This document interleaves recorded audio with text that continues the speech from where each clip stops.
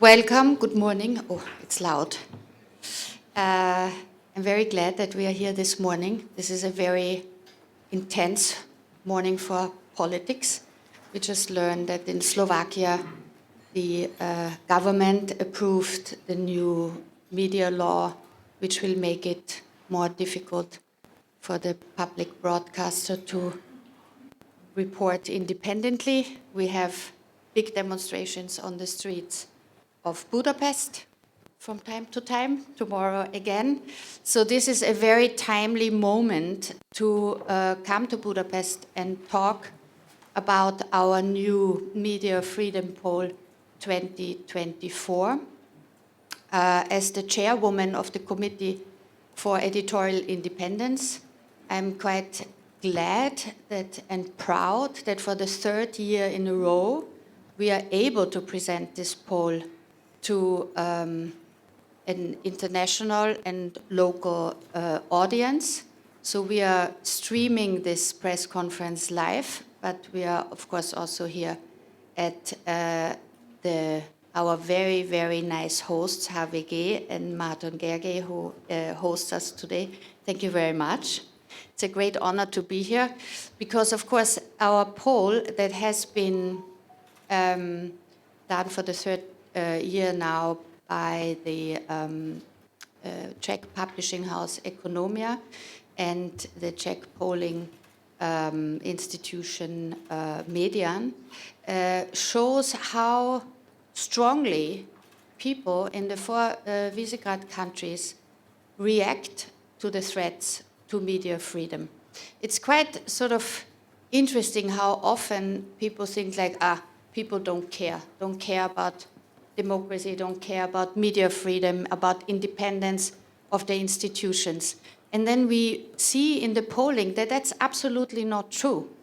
The concern about media freedom has gone up in a country like Hungary, and it has gone up in Slovakia, which just on a day like today is quite critical to think about, and it has gone down in Poland. So we have assembled here a panel of colleagues that we are working together who are on the forefront of all these debates on how to be able to have independent media reporting in these countries. We are very happy that Reporters Without Borders Austria is supporting us. So I welcome Alexander Dworzak from Reporters Without Borders. And also we have Veronika Munk coming from Hungarian background, basically, but working now for Denník and in Slovakia as the innovation director. We have Bartosz Wieliński from Gazeta Wyborcza. Last year we presented in Warsaw in the offices of Gazeta Wyborcza and highlighted the threats to media freedom there. So there's a change there that we will discuss in a few minutes. Then we have Márton, who I already introduced, Beáta Balogová from SME in Slovakia, and last but not least, Václav Štětka, who has been the force behind the poll, because he's the academic who does the polling questions and the entire bulk of data for the last 3 years. He can introduce the poll to us and the results, and we'll discuss them afterwards. Václav, I hand over to you.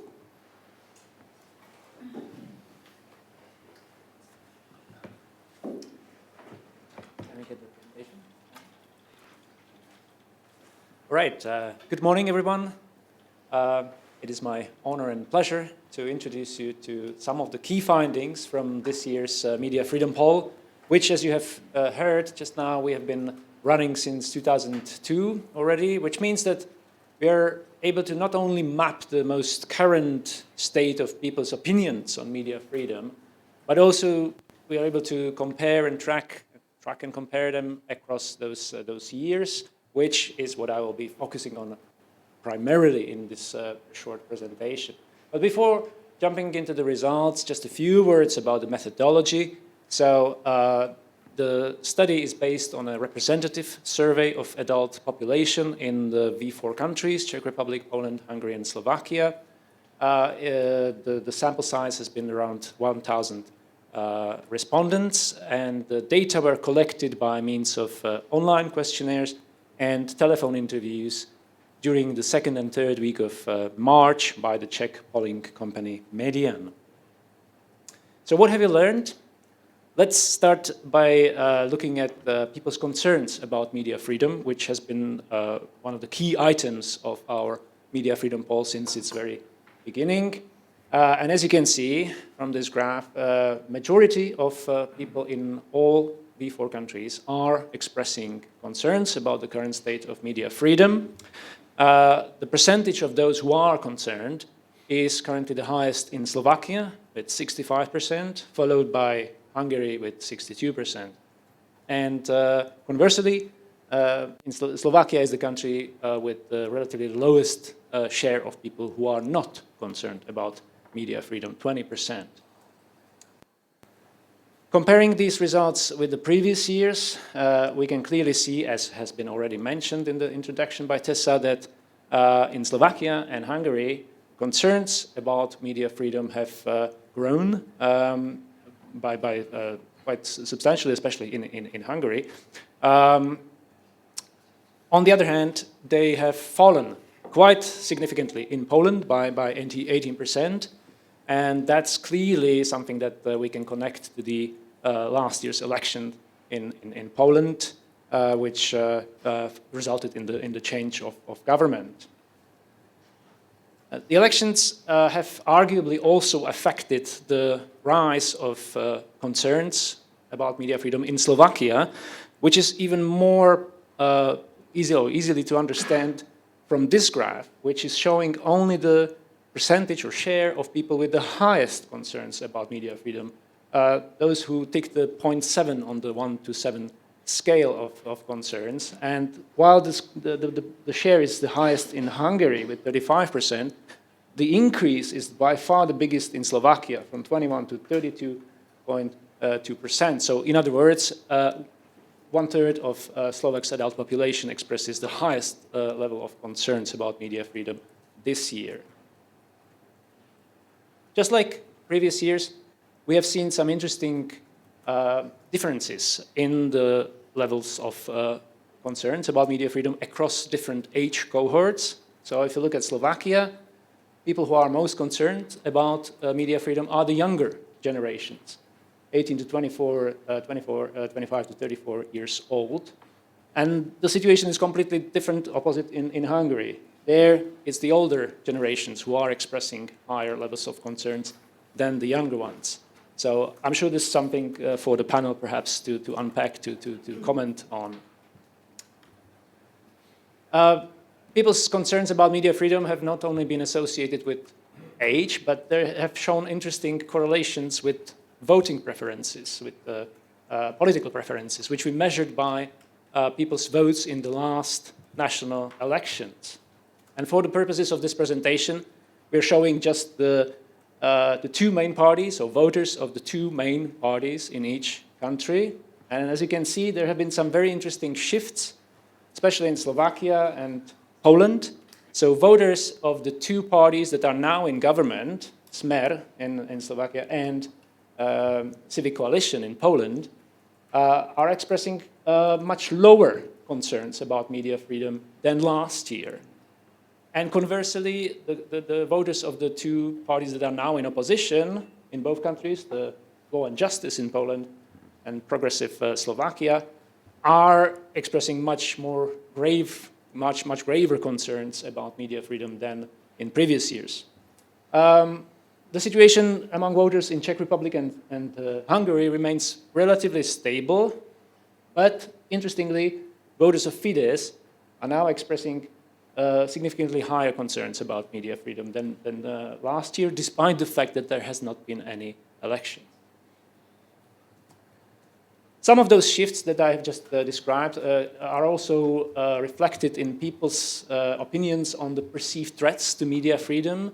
So we ask people which of these institutions they feel represent a threat to media freedom in particular.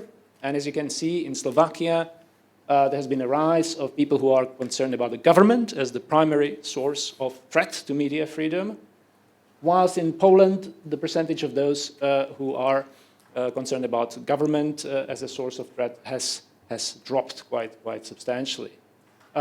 Overall, across those 4 countries, digital platforms are associated with relatively lowest level of threat compared to the government, as well as compared to media owners or other business interests, which is a point which we will return to shortly in this presentation.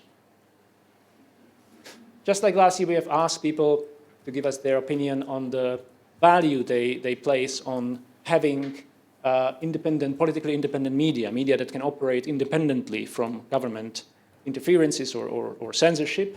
And as you can see, across the board, there's a broad support for this value. There's been slight decline over the 3 years in the Czech Republic from 86% to 78%, but generally speaking, there is an overwhelming support for having politically independent media in all those countries. Likewise, there's been a stable support for the idea that media owners should not be able to tell their journalists what to write or say.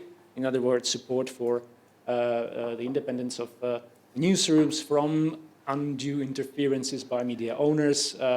Very much stable support across those countries without too many differences.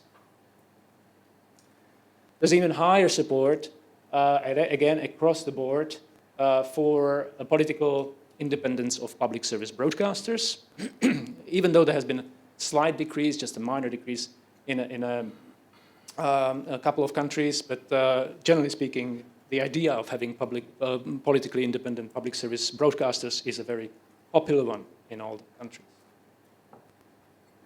There has been, however, a slight decline, or perhaps even a significant in some countries, of the idea that editorial autonomy should be protected at any circumstances. In other words, that newsroom should always be able to decide what to write about without any external interference. So there's been a decline of support for this idea in Czech Republic, Slovakia, as well as Poland, by about 10% since 2022. We don't really know what's behind this trend. We know that this value is supported by older people and by people who are more educated. But apart from that, I think we'll leave it up to the panel to unpack on this trend if they have any further explanations. So far, what I have presented reflects people's opinions on the media as a whole.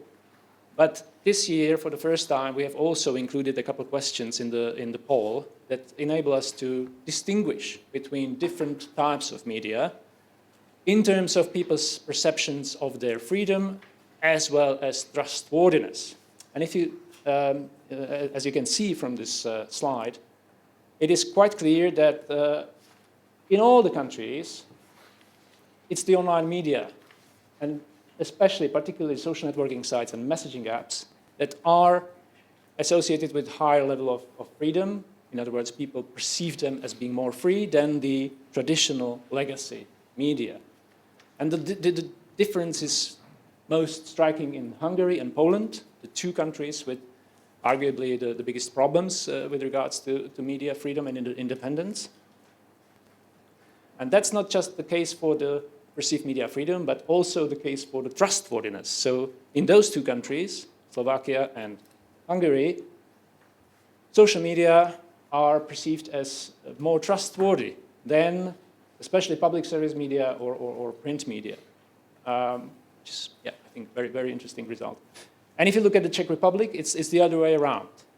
That's the only country which displays significantly more trust in public service media and print media than the social media. Obviously, the average scores are still quite low for all the types of media, but we are speaking about differences across these different media types. So moving on from how people evaluate or assess media freedom to what should be done to protect it, we have seen again a very strong support by citizens of all the countries, Visegrad countries, for strengthening of national legislation to safeguard media freedom. There's been some decline in a matter of few percentage points in the Czech Republic and Slovakia, but increase in Poland and Hungary for the idea that states should adopt stronger legislation to support media freedom. Economic support, the idea of an economic support by the state as a means to protect media freedom, for example, by means of tax reliefs or financial support, subsidies, that idea is far less popular in pretty much all the countries in the sample, as we can clearly see. And the Czech Republic in particular remains very skeptical about the state supporting media economically. However, there has been a continuing support for the role of the EU, for the more intense role of the EU to protect media freedom. Majority of people in all the countries are very much supportive for the idea of EU imposing sanctions on countries whose governments interfere with media freedom. There's been some drop in the percentage in Czech Republic and Slovakia, but again, an increase in this idea, support for this idea in Hungary this year. So I would like to conclude the presentation with a couple of slides which show people's opinions on specific threats to information environment, which is, again, an innovation we included this year in the poll. So we asked people about whether and how are they concerned about specific countries or other actors when it comes to influence on the information environment and public opinion in their country. And as you can see, Russia comes on top as the biggest threat to the information environment and public opinion. 67% of the people across V4 countries on average are concerned about Russia. Slightly fewer people, but still more than a majority, are concerned about the role of China in this respect. Less than half of the population is concerned about the role of the EU or the US, or even George Soros, who, as you know, obviously, has been used frequently by populists and right-wing political actors for their propaganda purposes, not just in Hungary, but in other countries in the region as well. And finally, this slide just shows that the concerns about the role of Russia, the impact of Russia on public opinion, is shared very much across all those 4 countries. However, there are some interesting differences. So the percentage of people concerned ranges from 77% in Poland to only 61% in Hungary, so quite a gap there. And it's also worth mentioning that while in Poland, the voters of both main parties, Law and Justice and Civic Coalition, are almost indistinguishable in their concerns about Russia. So that's not a polarizing subject in Poland, clearly. In Slovakia, it is only the 1/3 of the voters of the governing party Smer who are expressing concerns about Russia's influence. So it's quite a difference there. So I think I'll stop here. Obviously, there are more results from the poll that wouldn't fit into this presentation, but you're welcome to read about them on our website, mediafreedompoll.com. But I feel like that's already been a lot presented that needs unpacking, and that's the job for the panel now. So I'm looking forward to the discussion. Thank you for your attention.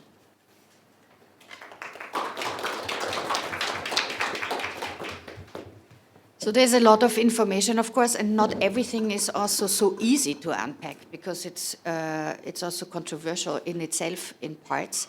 Márton, let's start with you maybe, because we see that the concern about media freedom goes up in Hungary. We also see that it goes up at the Fidesz voters, so who are in support of the government, but maybe not entirely so anymore, as we see also if we connect it to demonstrations on the street. Can you unpack this for us? Yes, hi and welcome to HVG. We are really glad to have you here. I would think that this trend shows the impact of a smear campaign orchestrated by the Hungarian government against the free media here in Hungary.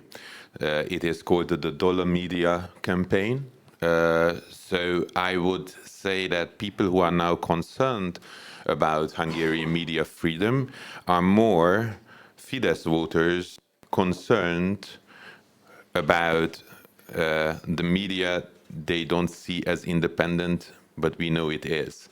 It is really a hard question to unpack because we see here the effect of this smear campaign. And it also shows or reflects that it is the older generation in Hungary which is more concerned now about media freedom. And this, of course, is the age group where we have most of the Fidesz voters.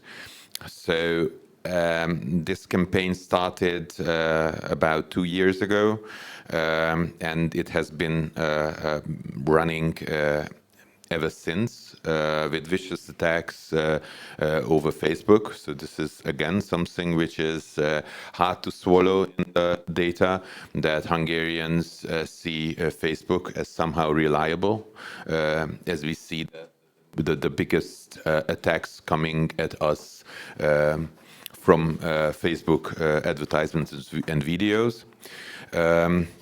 And then, of course, we have to speak about the Sovereignty Authority, which was created last year, not that much to legally attack us, but to deliver punchlines for the smear campaigns. And this is really a sad and troubling trend we see. But so you think it's less a case that even Fidesz voters now think this government has been in government so long that it's maybe time to think about how media should be maybe a little bit more independent. You think it's more the opposite? We can ask Vera how she reads it. It is hard to really unpack it. I see here the Dollar Media smear campaign as the most relevant in the shift. Otherwise, people seem to know how untrustworthy public media in Hungary is. So they also a bigger part of Fidesz voters know that they are being lied to.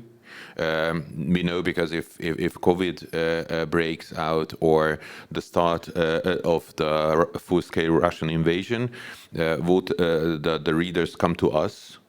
We have a spike in readership, which shows that those who usually don't read us, perhaps they are okay with less independent news. Now that it's about their life, they come to the place where they think it's also true. So I don't think that Fidesz voters really believe in a full scale what they are being told to, but they don't seem really to care if it's not about life and death. And if it is, they know where to find the independent ones. Veronika, Munk, you have been sort of one of the pioneers of critical and also independent journalism attempts with Telex in Hungary. You are now in Slovakia at Denník N. Could you sort of analyze this for us, also the differences in the media threats in Hungary compared to Slovakia, since you have now for the past year experienced it, personally in both countries?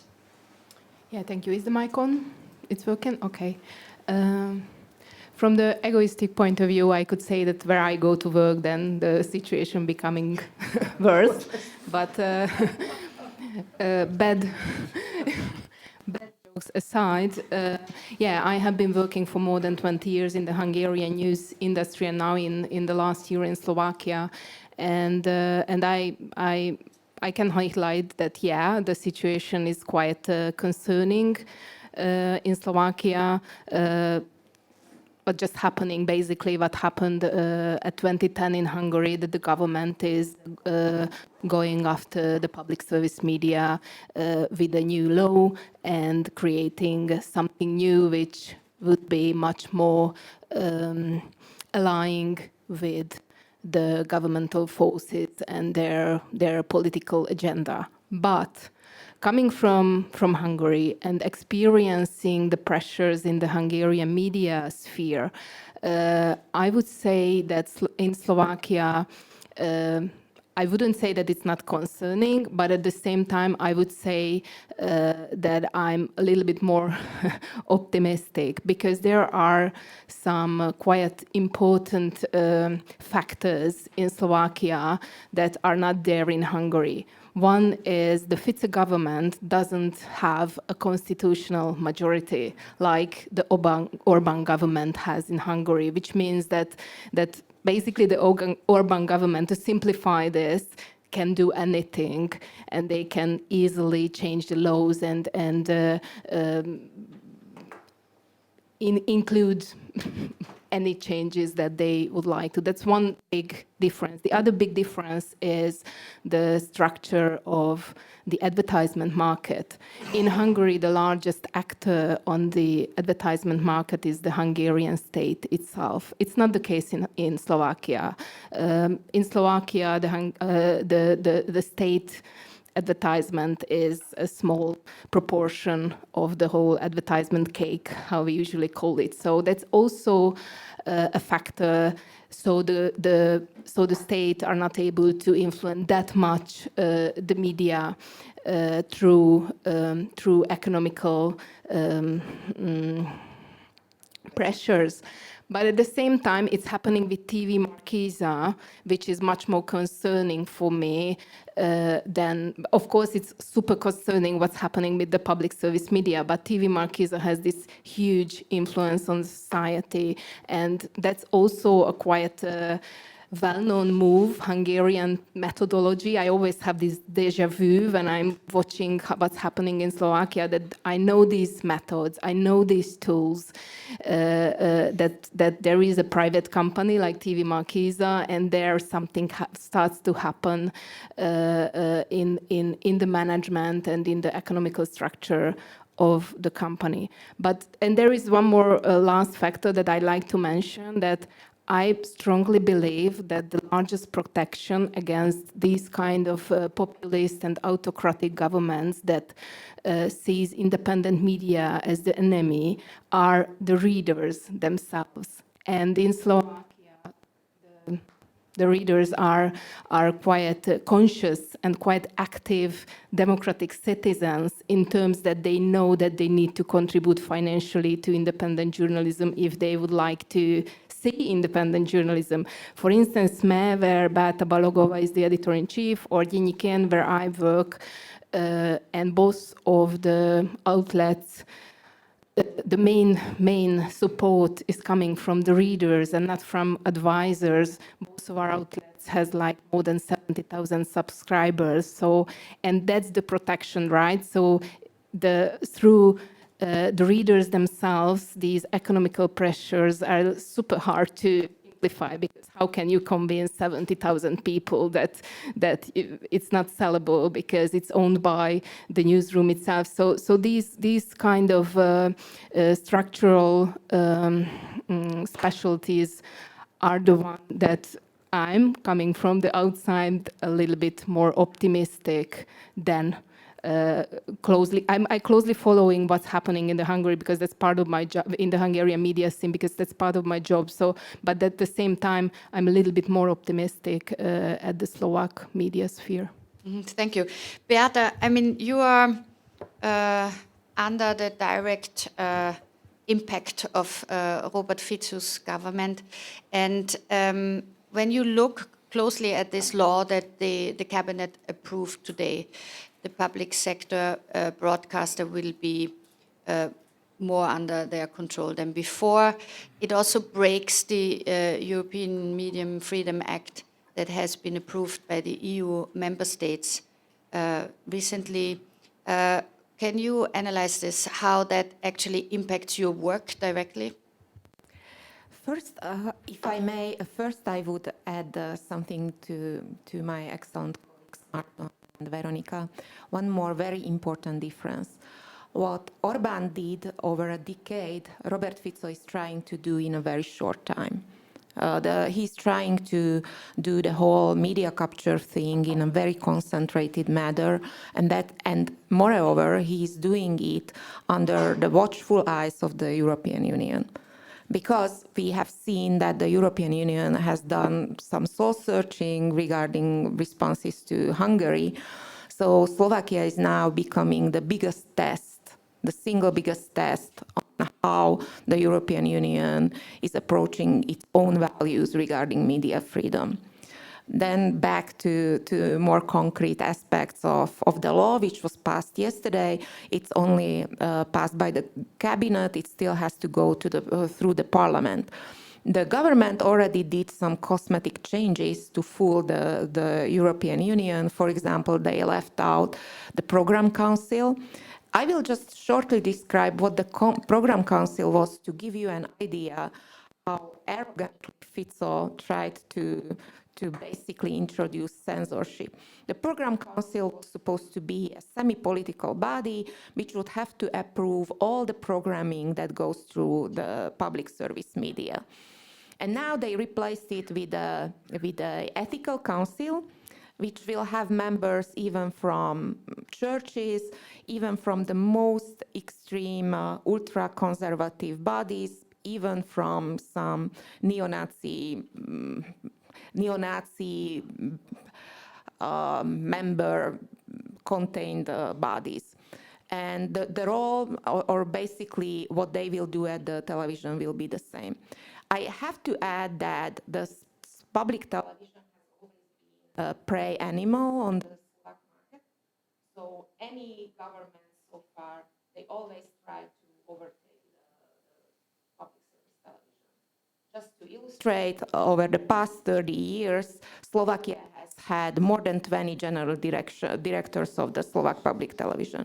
It means that whenever the power changed, they didn't really care about concepts of the public service broadcast, but they thought about personal changes.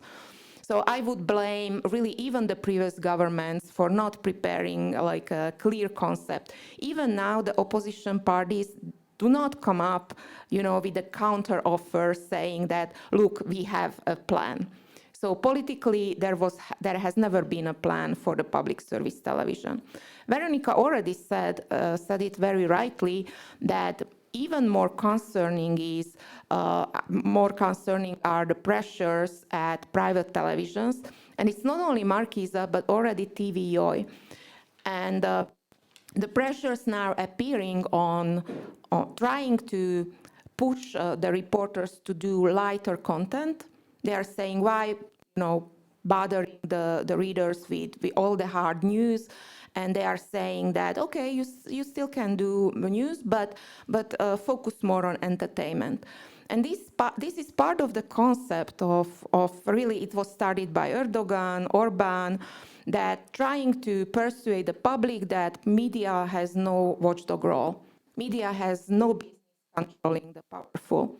And now, really, this is the main line of attack against the private broadcasters, trying to accept them this premise. And the strongest tool they can do it's really through state advertisement. We don't depend on state advertisement. Like my media had not received a cent from previous governments. We are completely independent from it. But Markíza, for example, can have annual earnings at 12 million from a betting company, like a lottery company. So basically, like a drop that high drop in income might get really reflected.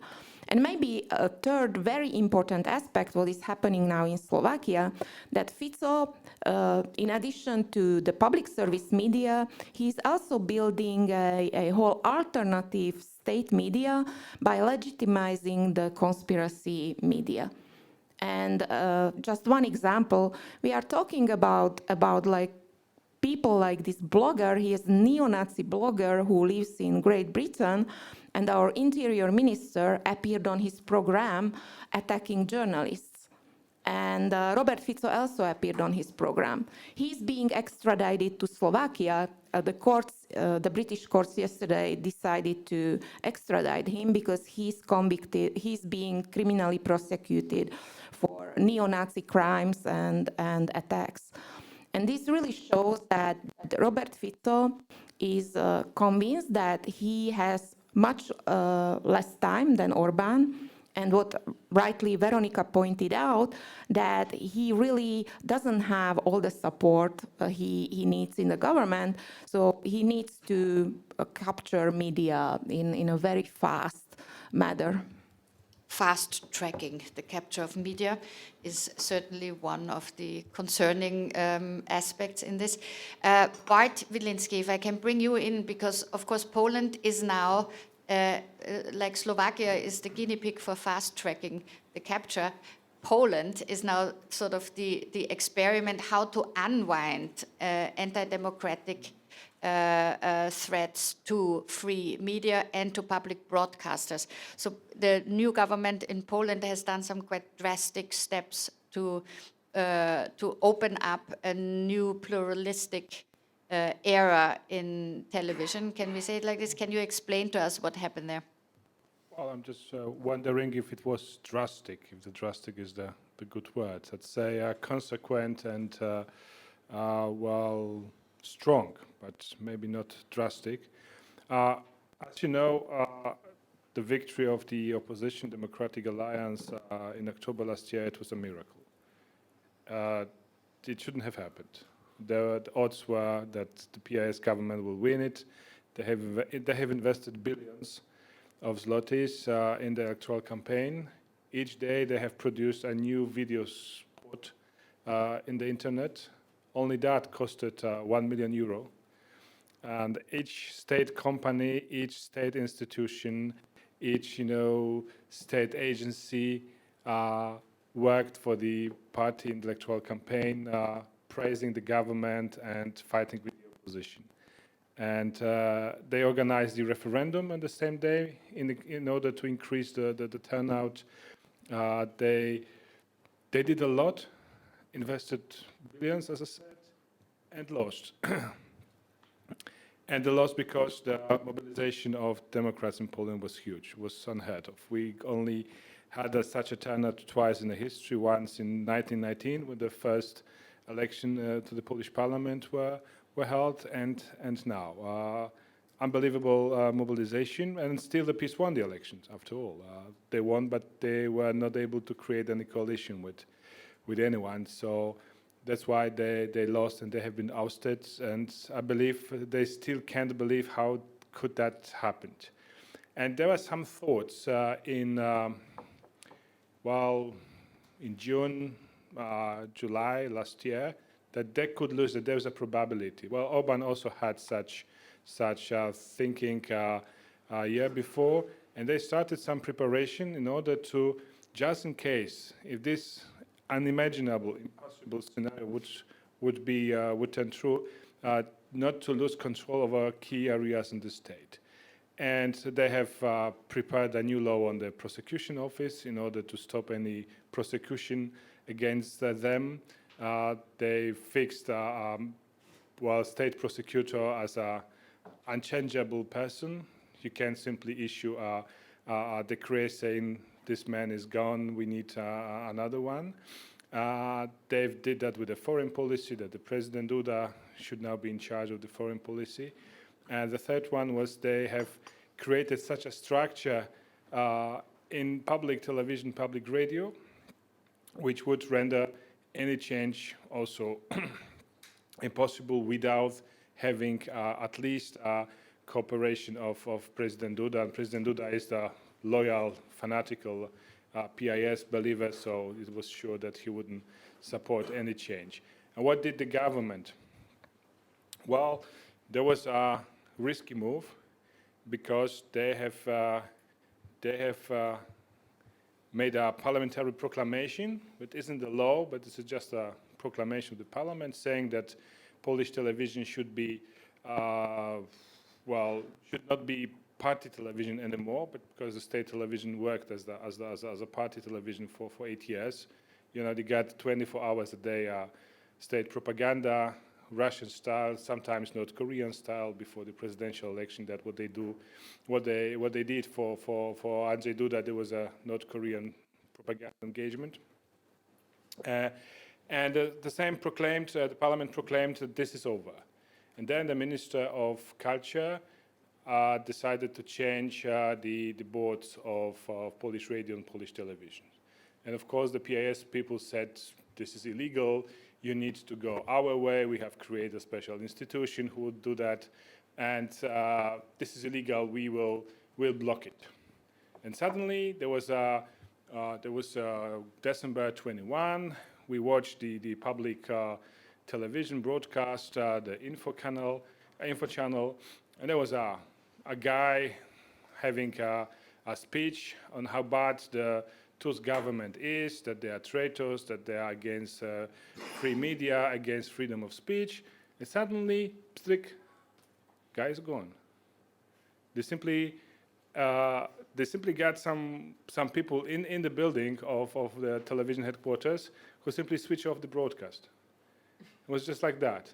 No police force was sent into the building, no military intervention, no bloodshed, no fighting. Well, a person who knows how to operate this, very complicated machinery, broadcasting machinery, simply went to the room, make a switch, pick, thank you, guys, you're out. And that's how this should work. And it was so symbolical that Jesus Christ, we've been fighting with those people for 8 years. They've been slamming us. They've been insulting us, labeling us. They started, a vicious hate campaigns. People were beaten only because they were gays or lesbians on the streets. These were the effects of TVP hate campaigns against sexual minorities. People were beaten because they got brown skin. These were the effects on the hate campaign orchestrated by the public television against migrants. Mayor of Gdańsk was killed, was stabbed to death, also because of the hate campaign started by those people. And there was a very non-spectacular end of this institution. And then there was a huge uproar. All the PIS politicians rushed to the buildings of the television in Warsaw and started so-called occupation, started demonstrating in front of the building. Kaczynski was there. A lot of speeches, a lot of calls to resistance. They have elected their CEO of public television, who used to be a very active propaganda functionary of the party. And then the government did the second thing. They have revealed how much they earned in the Polish television. The salary of the former. Yeah. There were millions of zloty yearly. Just imagine now to get €1 million yearly of income. And then the people who protested in front of the building, they realized that, well, you can't really support 2 or 3 guys who get, millions of zloty for spreading propaganda when you get, few thousand, yeah? And the same was for the Polish lawmakers. They got, 12 or 15,000 monthly, and those guys got 300,000 monthly, the salaries. So there was a very easy blow, cutting totally the morale. And well, middle January, all the process ceased, and the television started to work normally. The problem I have now with the Polish television is that they still lacked this technical efficiency the previous television had. Well, the previous television was full of lies, full of crap, but it was done, in an extremely professional way. The people who appeared before the camera, They were 100% professionals. And well, now they are all gone because the new CEO, they tried to keep some old people, but there was a huge protest of people that said no way, with all the liars, we don't want to have them, and they were all kicked out, and the new one they need to learn. So there's a problem. But other interesting thing is that this new public television isn't a reverse copy of the television under peace. They don't make any hate campaigns against the PIS. They let the PIS politicians speak. They invite them. And the news program, the My News program is very modest in terms of, all those effects, graphics, computer graphics, and so on. News are read very slowly, just in order to reach the audience, which is not, extremely, how to say, not to offend anybody. The people who watch state television, they live in the countryside. They don't know very, very much about the words. They need to be treated a little bit differently than the viewers from big cities. So they try to be slow, understood, to be very precise with the message, and then don't engage themselves as politically as it was. Almost none. Sometimes I have impression that I watch the German state TV in Poland. It's so boring, so clear.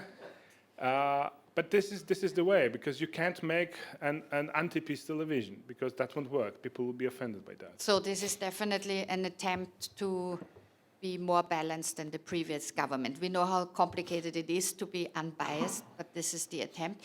We last year, when we presented the media freedom poll in the Gazeta Wyborcza offices in Warsaw, we were discussing how another win of peace would be driving the threats to media freedom further to an almost lethal state. So this has been avoided, and you see this in the results of the poll, that the concern of Polish people polled went down from 71% to 53%, so significantly, which shows that apparently this new approach by the new government works for the people who are watching state television. Of course, the question will be for the next generation who will watch state television, and we heard this already from Slovakia also, that that's actually not the most, or will also not be the most important media to consume for the populations. But Alexander, you are for Reporters Without Borders, of course, constantly watching how media threats are growing or are lowered in all our countries in the European Union. But specifically on this poll now, the battle, of course, for media freedom is never over, even if you have a new government, because you also have to watch how the new government in Poland is treating the public broadcasters, but every media that is there. Yeah, unfortunately, you are true. It's never over. But we have heard today so many bad news, also some good news from Poland. So I want to stress some other good news. And I really liked one chart in this presentation, and it was the overwhelmingly support for the political independence of media in all four countries. You've got 77% in Hungary, 84% in Poland, 79% in Slovakia, and 78% in the Czech Republic, who say it is important to have a political independence of media. So, and that's exactly what Reporters Without Borders is doing, to stress press freedom, freedom of expression not throughout just the Visegrad 4 countries, but all over the world. And our main pillar in this concerning this is the World Press Freedom Index, published every year. Unfortunately, the index for 2024 will be published next week. So I can't offer the data for this year, but if we have a look at the data from 2023, I think it's very interesting. You see this cleavage within the Visegrad 4 countries. For example, Czech Republic ranks at position 14, and Slovakia on rank 17. So it was before the election. Poland on rank of 57, also before the election. And yeah, unfortunately, to say it in Budapest, Hungary was on position 72. So I'm very curious about the findings of a 2024 poll. And I want also to stress, because in the West, often the Visegrad 4 countries are seen as a homogeneous mass, just because of some strict migration policies in all of the countries. So I strongly advise other European countries not to see this narrative and to watch all of the countries closely. Yeah, thank you. I mean, one of the results of our poll was also already last year quite surprising to me, that the European Union overall is seen as a protective force that should be called upon also when populations feel that their governments suppress media freedom in the specific countries. It shows now in our poll that the support for the EU is generally above 50%. So if you think how often we in all of our media, have negative news about the European Union, to see the European Union as a protective force, I think is quite significant that the people who are polled actually see it like this. We invited Věra Jourová to join us here today, the Commissioner for Values. She had to go to Slovakia, to Bratislava for meetings, especially under the aspect of the public broadcast media law being approved now there. But she sent us a statement over, which we will show you now, if we can. Ladies and gentlemen, I am pleased to speak to you at this important event. I would like to thank Economia's Committee for Editorial Independence for commissioning the Media Freedom Poll for a third year in a row. I would also like to thank AVG for hosting us. Today's results show that citizens in V4 countries want the media to be independent from political pressure, but they have concerns that this is not the case. We see that concerns are increasing in Slovakia and Hungary, while they are decreasing in Poland. And citizens expect the EU to take strong action to protect media freedom. This expectation was my personal inspiration when, together with the colleagues in the Commission, we were breaking a new ground on the EU media policy. First, the EU has adopted the Media Freedom Act, the first ever EU law to safeguard the independence of the media. A key aim of the Media Freedom Act is to shield the media against state interference so that they can inform citizens freely without fear or favor. The Act includes a series of rules on the transparency of media ownership, the fair allocation of state advertising, national rules affecting the media, and the assessment of concentrations in the media sector. It also includes specific safeguards for public service media which should serve citizens, not one party. The new law also asks online platforms to pay specific attention to content produced by independent media. The Media Freedom Act will apply by the end of the next year. A second key piece of legislation is our directive against abusive litigation, the so-called Anti-SLAPP directive. Its aim is to protect journalists from unfounded lawsuits aiming at censoring them. Finally, the Commission also presented recommendations to Member States to improve the safety of journalists. This is accompanied by EU funding to provide assistance and legal aid to journalists. Ladies and gentlemen, another key finding is this year's poll is that a majority of citizens are concerned by Russia's influence on the information environment and public opinion in the European Union. And they are right. Russia is waging a propaganda war against the EU and the rest of the world. Russia spreads lies to justify the aggressive war against Ukraine and undermine our support to democratic Ukraine. We cannot let this happen. This year is a super election year, and there is no doubt Russia will try to meddle with foreign interference and disinformation campaigns. In the EU, we have built quite a good shield over the past years, but there is absolutely no place for complacency. We have adopted key pieces of legislation to make our information space healthier and safer. First, we made online platforms more transparent and accountable with the Digital Services Act.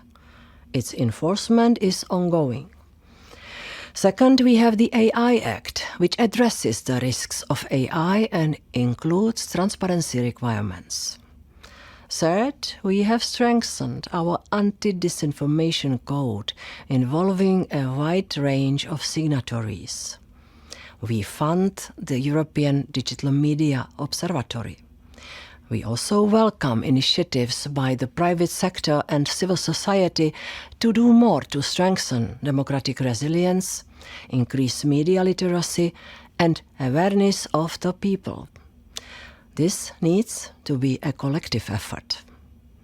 Fighting against disinformation and supporting media freedom are two sides of the same coin. Independent media play a key role against Russian propaganda and disinformation efforts. This is why the democracies should do their best to support them. Thank you. So what Věra Jourová says is Russia spreads lies.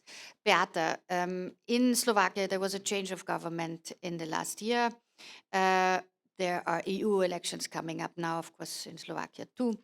How does this play out? I mean, is Russia trying to change election results in Slovakia, or is it more concerned about the support of the Slovakian government for Russia and against the Ukrainian help packages? What's the most important aspect in this for you?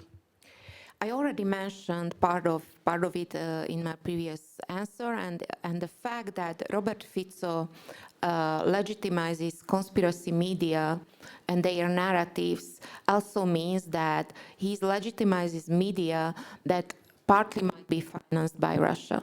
We don't know because that media doesn't have a transparent ownership structure. And my excellent colleague Márton said that before, that it's very difficult to fight against disinformation when your government is the biggest disseminator of disinformation. And again, like we in Slovakia found ourselves in that particular situation.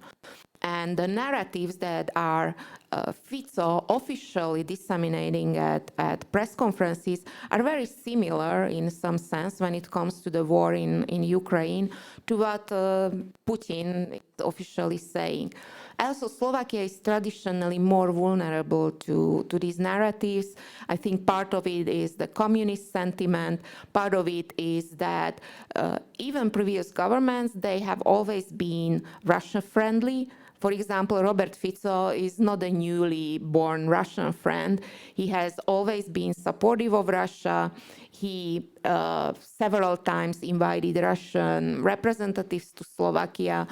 And he basically, I also think he genuinely feels close to Russia. Another important aspect is that and Věra Jourová mentioned some of the initiatives that the Commission made to fight disinformation, but I think that without tougher policies towards platforms, we are not moving ahead. And part of the reason is that the penetration of Facebook in Slovakia is extremely high. 85% of the digitally active population are on Facebook, and according to polls, a very high percentage gets their information from Facebook, from the platforms. Now the new Media Freedom Act, even though addresses that issue, but in many sense, they are reducing us as media to a VIP clients of the platforms. So they are saying that, okay, we will talk, the platforms will talk and communicate more with the media, but we are still dependent on their algorithms, and we are still treated as just the regular visitor of the Facebook. So I would like to stress that without achieving a change in this aspect, we are not moving ahead.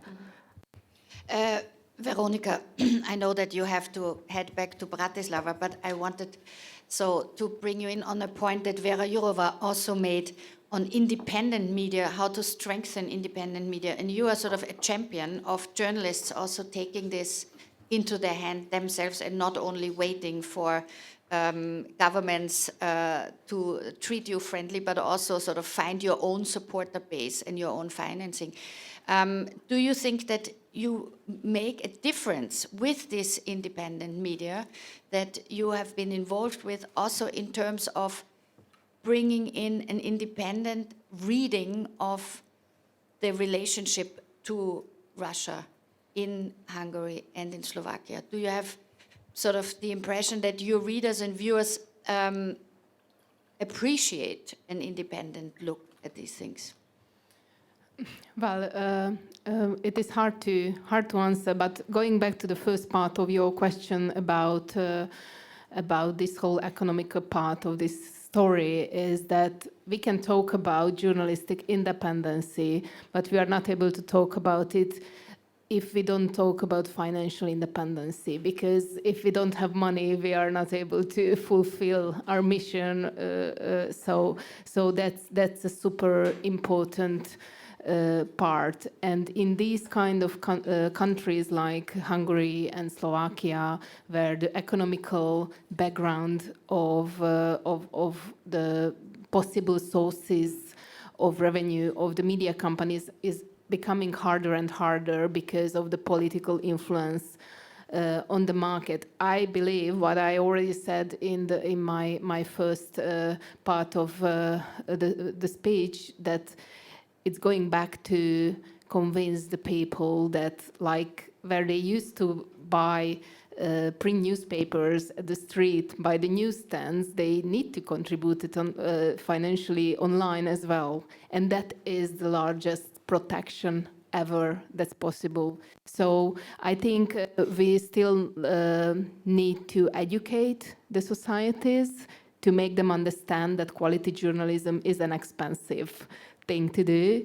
And I think this process is becoming better and better. And for instance, what happened with us, we had to leave our workplace 4 years ago with the whole newsroom in Hungary called Index because of the political pressure on the company.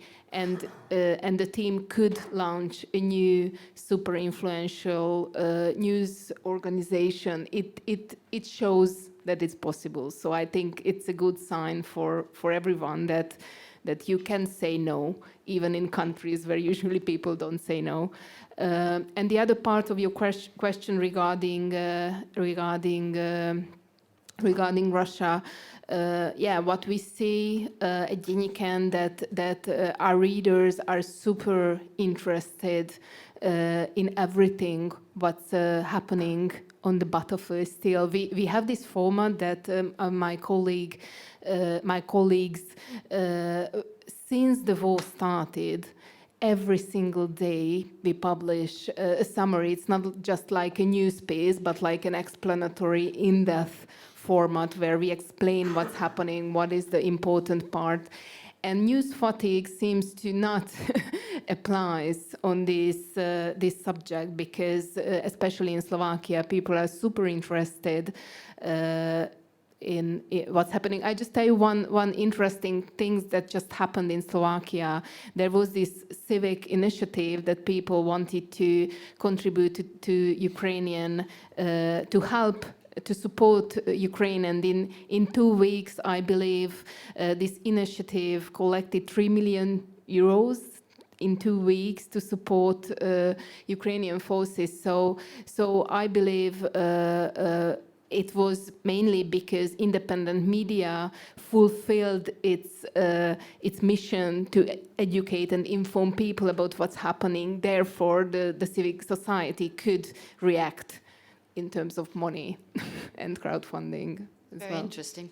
Márton, you of course are editor-in-chief here in HVG, and so in the center of a country where the government is doing Putin's bidding when it comes to the war in the Ukraine, threatening vetoes to aid packages in the European Union and then giving it up.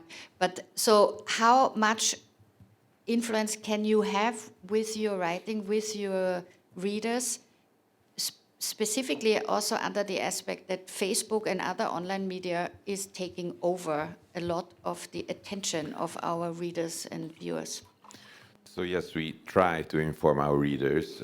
We try to get the facts together. And of course, it's difficult because it's a confusing battlefield. Something what I have experienced also under COVID is something I somehow experienced here with the war, that at the beginning everyone is interested what's happening and what's gonna happen and how it will affect our lives. And as months go by, people start to pay less attention, and those both stories were highly frustrating stories. And now to be in a media sphere so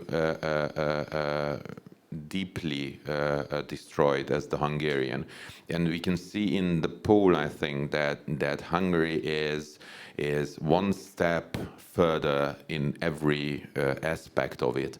The people's fatigue is higher. So the Hungarian state propaganda is having around 1/3 of the Hungarian population under an umbrella where they can't be reached by anything else, just government propaganda.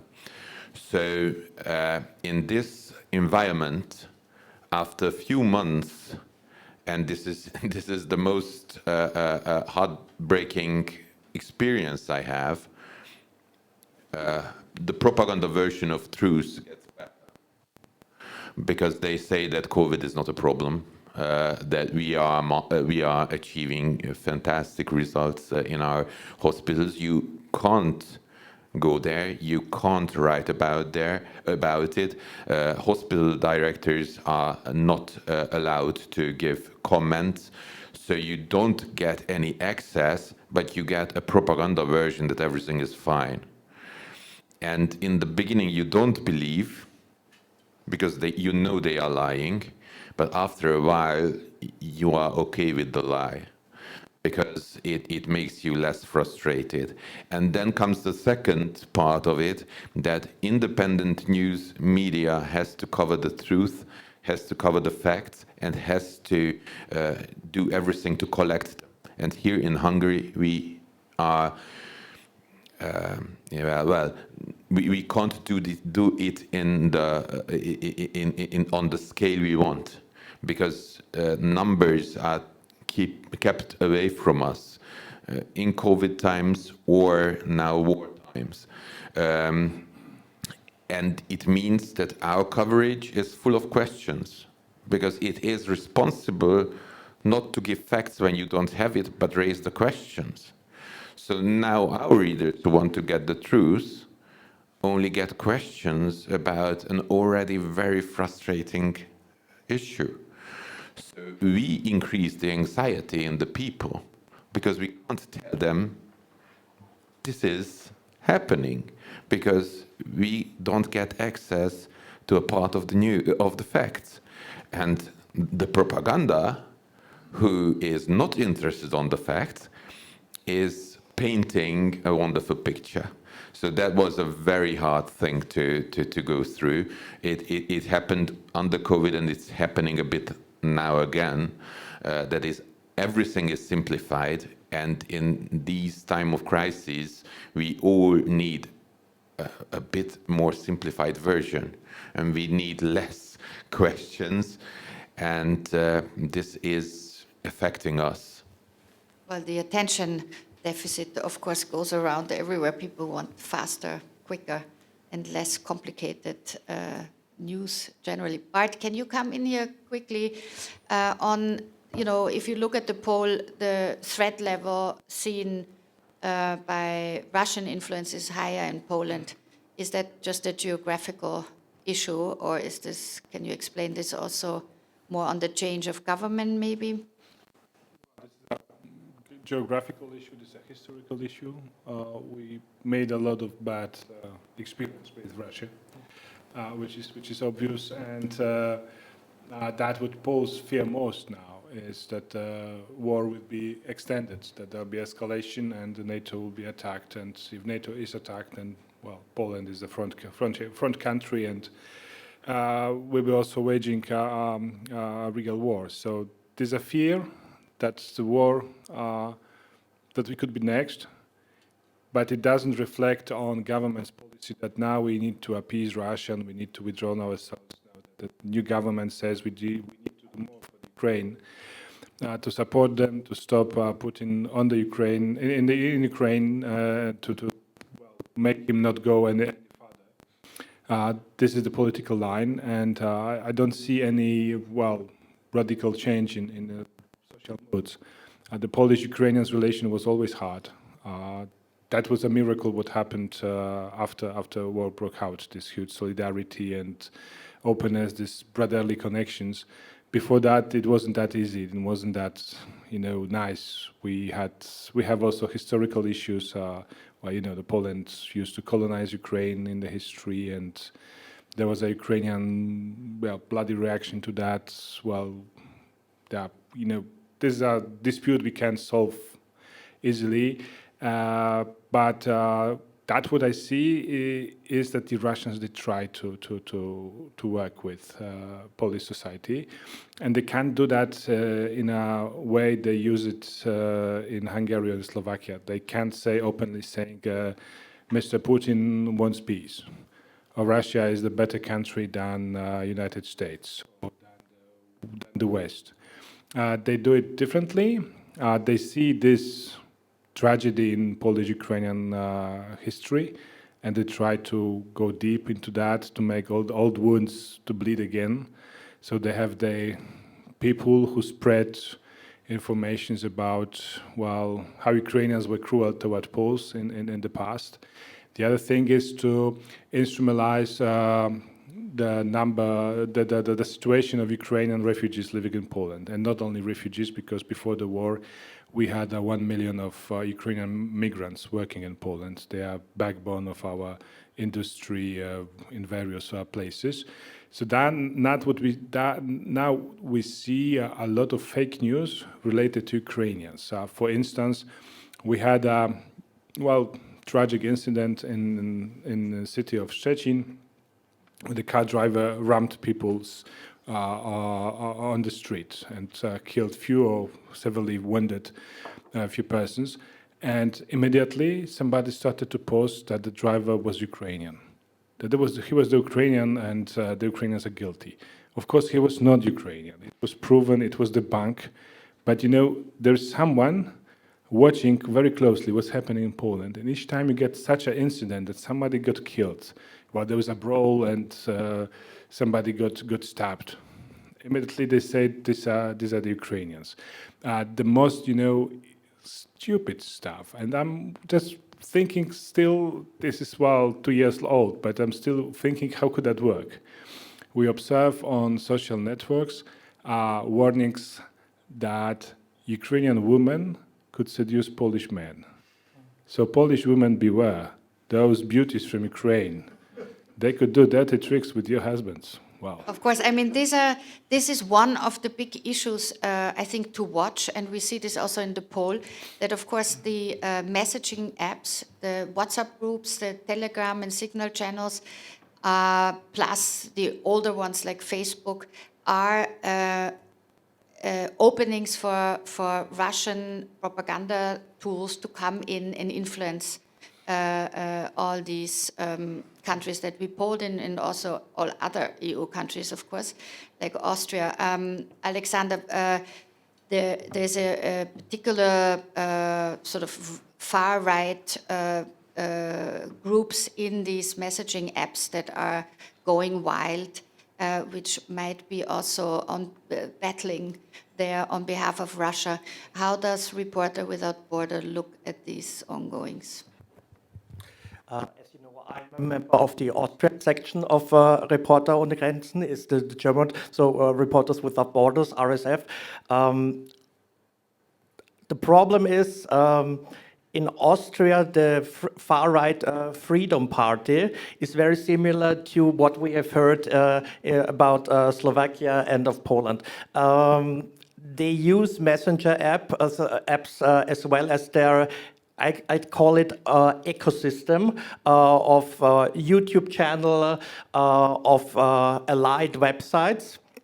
As platforms, because the so-called traditional media outlets have always been very critical of the Freedom Party. So this was their way to present the kind of alternative news, or I would say create a parallel universe. So it doesn't matter if it's a website or if it's a public broadcaster like the Hungarian, which was one of the first targets of Viktor Orban when he was re-elected, and the press agency. It's about the content and the context which appears then. So as the Freedom Party has been part of coalitions in the past, but never been in the ruling party in the chancellery in Austria, they didn't have this access to this power instruments of the media, which is in Austria also the public broadcaster ORF. And so they always try to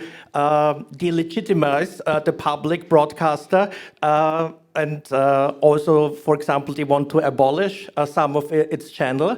But and I guess in autumn, we've got the general election in Austria, and by now the Freedom Party is leading with 28%. This means next party, the Social Democrats, there's a 5% gap between them. And if they are in power and they also rule in the chancellery, then there could be perhaps the switch that they're not interested in destroying the public broadcaster, but to get influence within the public broadcaster. Thank you very much. I would like to open for questions from here and also online. I don't know if there are any at the moment, because we can of course talk to each other for another 2 hours here. But if you have any question, this would be a good time now to ask it.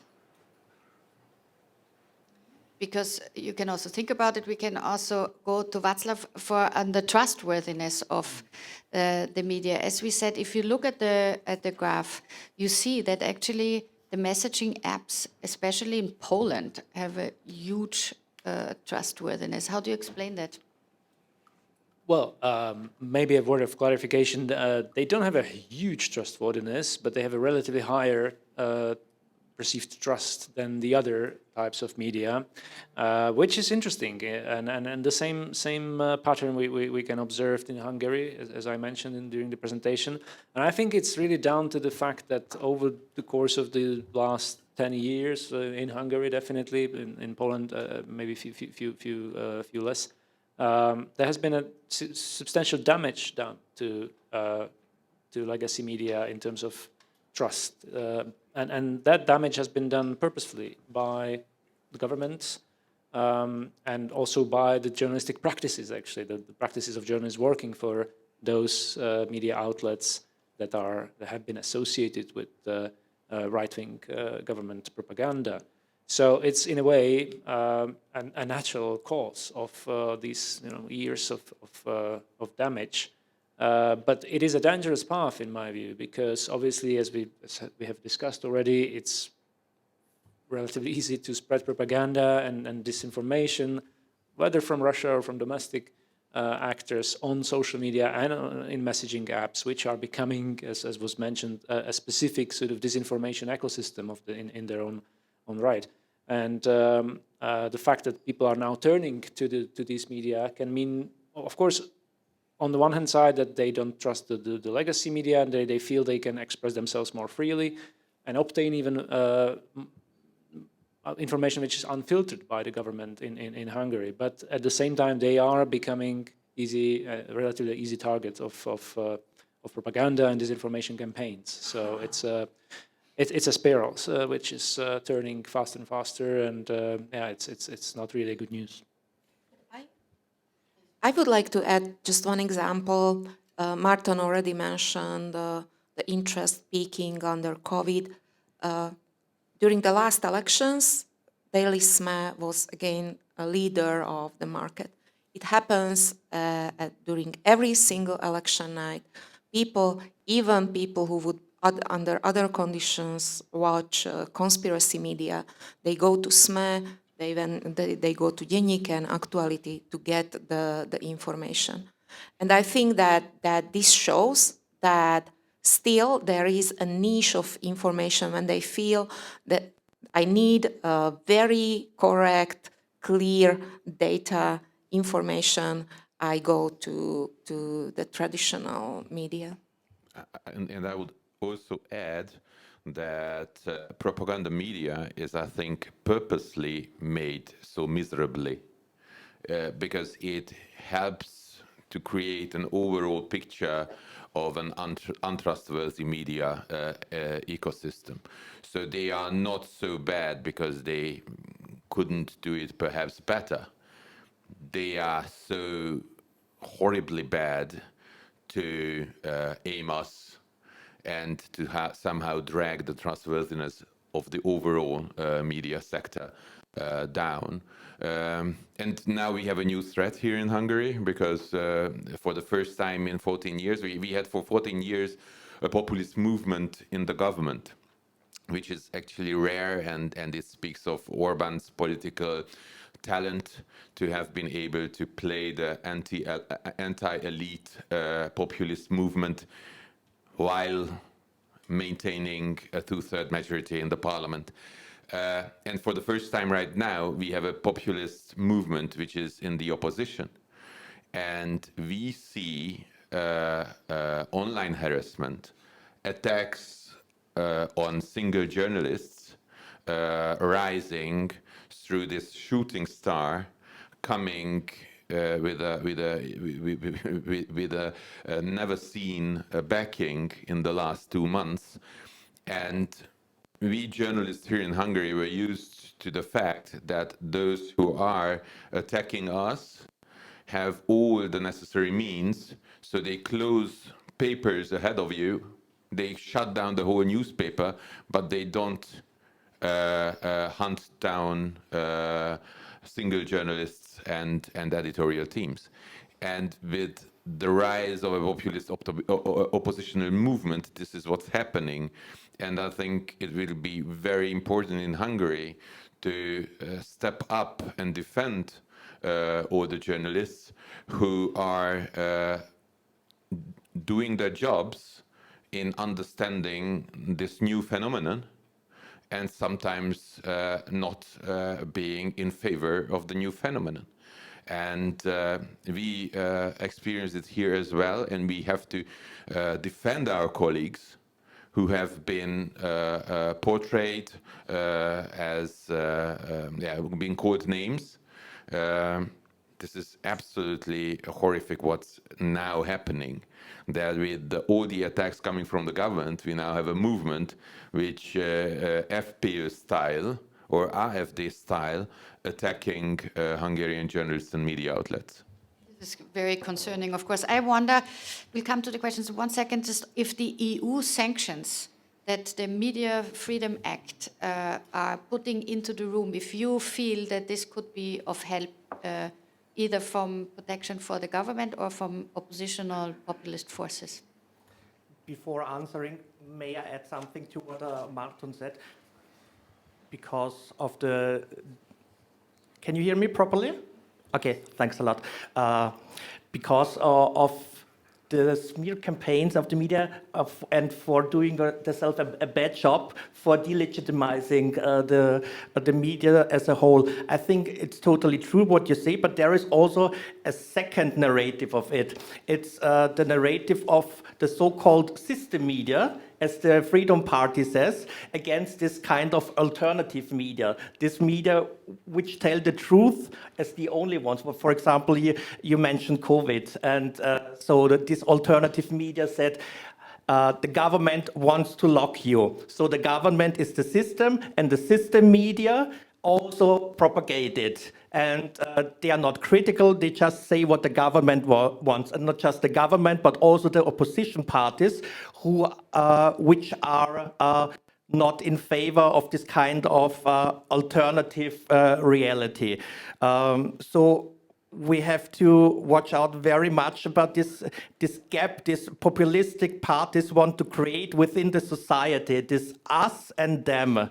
This, you are part of the system, and system means democracy, and you are not part of the system. What Orban said in 2014, a liberal democracy. Concerning the European Media Freedom Act, everything sounds very good, or what Commissioner Jourová said, and Reporters Without Borders also support this initiative. But there are some buts. For example, under the new rules, all state media advertising spending must be public, as she said. That's nice, but for example, there is no limit. If you think, for example, of Slovakia, as the government and the state is one major advertiser, this act wouldn't stop the government from doing it. So this EMFR is quite a useful tool if you are not on the path to a liberal democracy. But if you are inside with it, then it can't help you anymore, or not enough to change the situation. And for example, I read a quote from my distinguished colleague Agnes Urban from Mertec, a think tank, and she said about choosing the director of a public service outlet, which should be transparent, considering the act. And for Hungary, she said it's absolutely easy to manage an open tender in such a way that the pro-government figure will win. So what will you do then in the sentence? And it seems the government of Hungary is quite relaxed of the act too, and it's also quite cynical sometimes because it commented on the Council of the European Union on about this act. We consider unrestricted access to diverse media contents as an important value. Yeah. Okay, let's take questions. Meret Baumann, please. Yes, Meret Baumann. We have a microphone. Hold on 1 second. Meret Baumann for Neue Zürcher Zeitung. I wanted to ask a question to Beáta, still on the Slovak law on the public broadcaster. You mentioned that in the polls in Slovakia, your media is seen very trustworthy. How is the public broadcaster seen? First question. Do you, can you see that Fico sees the public broadcaster biased or overly critical towards this government? And then you talked about the situation for TV Markisa. Can you elaborate a little bit what is happening there? Thank you very much. As for the public broadcaster, I think Fico knows that it is among the media which was the softest towards his government. So he created this narrative that it's a human right question to check the public broadcaster because massive human rights violations are happening there. and massive biases, and that the public broadcaster has become an anti-Slovak element, which if you would watch the broadcast of the public broadcast of the RTVS, you wouldn't get that sense. Also because they have been trying to be more careful, because the public broadcaster still depends on the government. They are getting money from the government. So because of the unsolved situation of financing the public broadcaster, it has always been in a kind of dependent situation.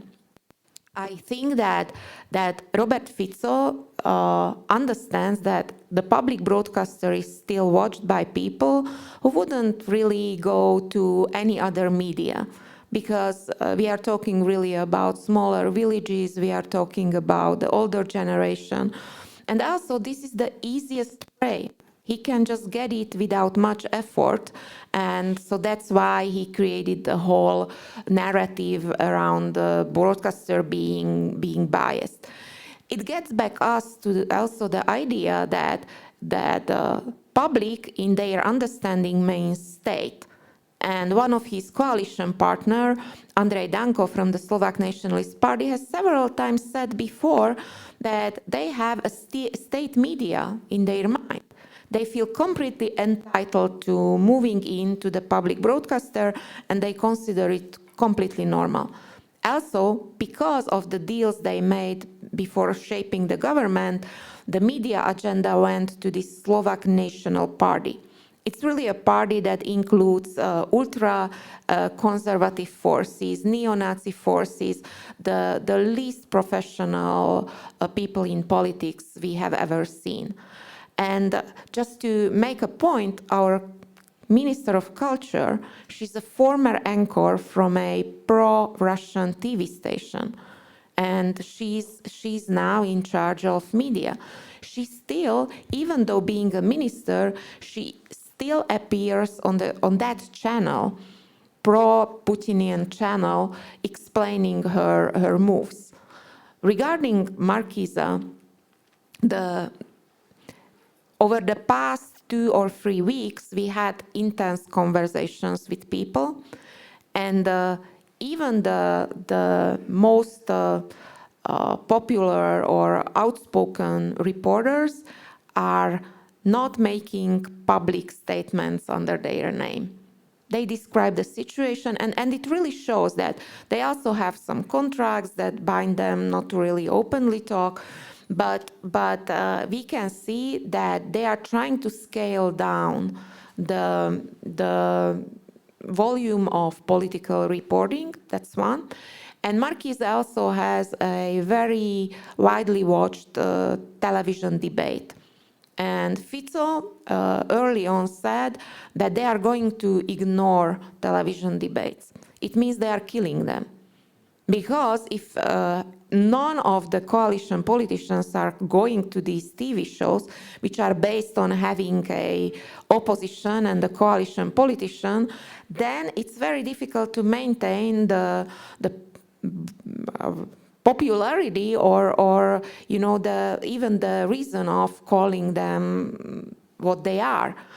And I think that owners of Markíza understand that they are really playing with economic result here. But there is so much societal appeal to their responsibility. And we are really coming to the point where we understand that private owners are also having their own business, but they are also sharing some responsibility.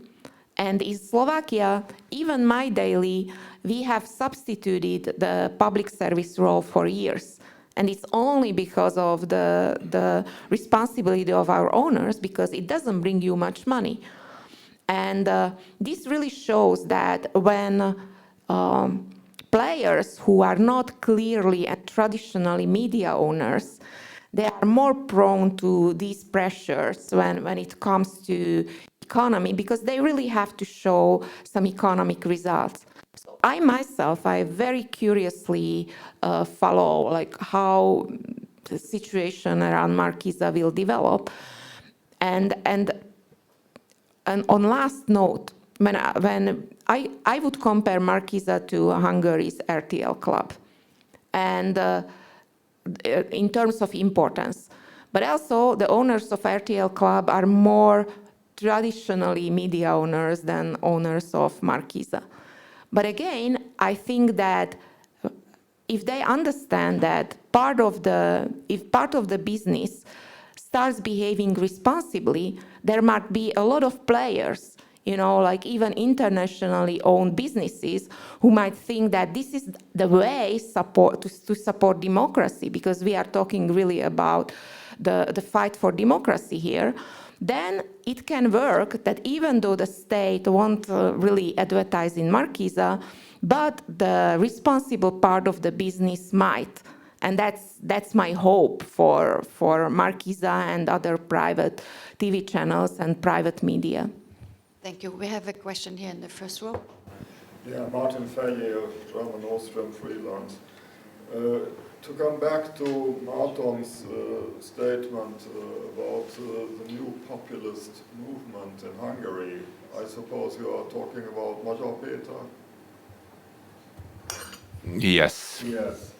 So you meant to say that the Magyar Péter or Péter Magyar movement is hunting down individual journalists? No. Or do you mean, or you wanted to say that the government started to hunt down individual journalists because of Magyar Péter? How did you mean that? No, I was just saying that previously pressure only came from those in power, and as they had unlimited resources, pressure on media was through financial means. There is now a populist movement which has a huge supporting base. I was not saying that somehow Péter Magyar or his official movement, or I don't know how big it is, so that he and his entourage would run this campaign against us. But we have seen in Western Europe and in other places that system-critical populist movements have a hardcore fan base, which is not reading news as they should be, but they are looking for media outlets cheering their own champions.